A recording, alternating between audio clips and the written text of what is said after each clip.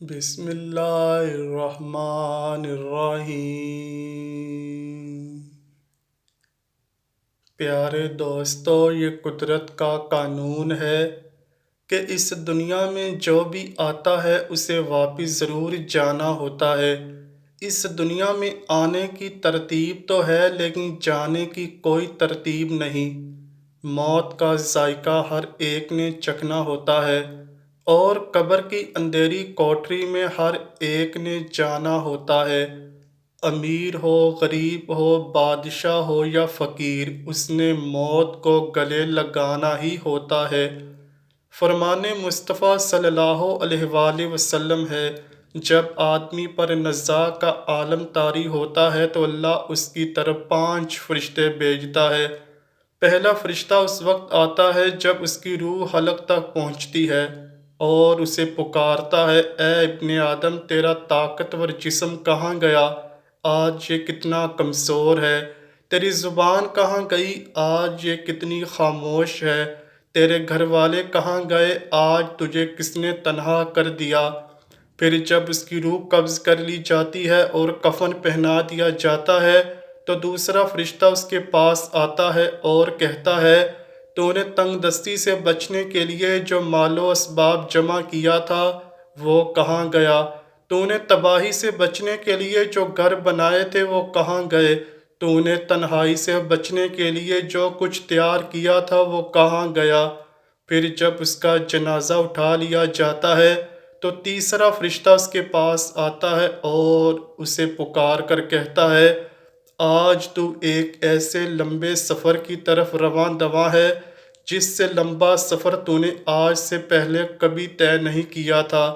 آج تو ایک ایسی قوم سے ملے گا آج سے پہلے تو کبھی اس سے نہیں ملا تھا۔ آج تجھے ایسے تنگ مکان میں داخل کیا جائے گا کہ آج سے پہلے کبھی ایسی تنگ جگہ پر داخل نہیں کیا گیا ہوگا۔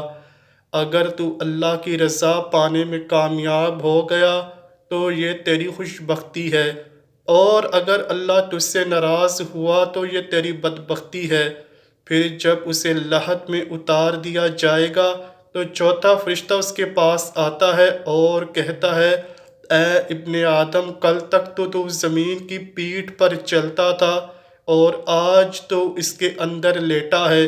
کل تک تو اس کی پیٹھ پر ہنستا تھا اور آج اس کے اندر رو رہا ہے۔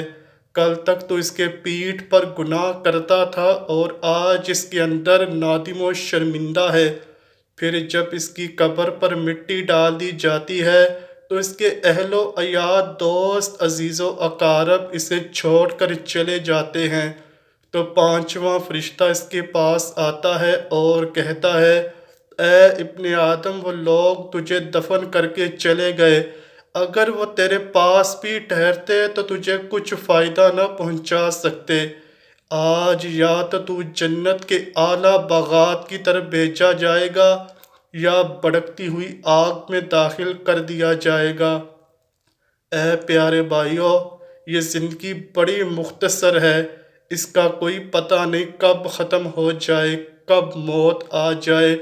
اس دنیا میں آنے کا ہمارا مقصد ہے کہ اللہ کی عبادت کریں، اچھے اور نیک اعمال کریں، نہ کہ اپنی زندگی کو گناہوں میں گزار دیں۔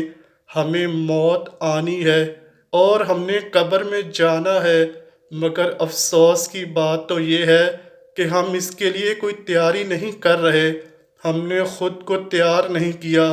ہمارے پاس وہاں جانے کے لیے کچھ نہیں، لیکن ہمارے پاس وقت اور صحت دونوں ہیں، اور اللہ نے ہمیں ہر قسم کی معذوری سے بچایا ہوا ہے۔ ہمیں چاہیے کہ ہم اس دنیا میں نیکی کریں، اچھے اچھے کام کریں، اپنی زندگی اس راستے پہ ڈال دیں جس کا ہمیں ہمارے پیارے نبی حضرت محمد صلی اللہ علیہ وآلہ وسلم نے بتایا ہے۔ اللہ پاک ہم سب کو نیک اعمال کرنے کی توفیق عطا فرمائے اور موت کی تیاری کرنے کی بھی توفیق عطا فرمائے۔ آمین یا رب العالمین۔ امید کرتا ہوں کہ آپ کو ویڈیو ضرور پسند آئی ہوگی۔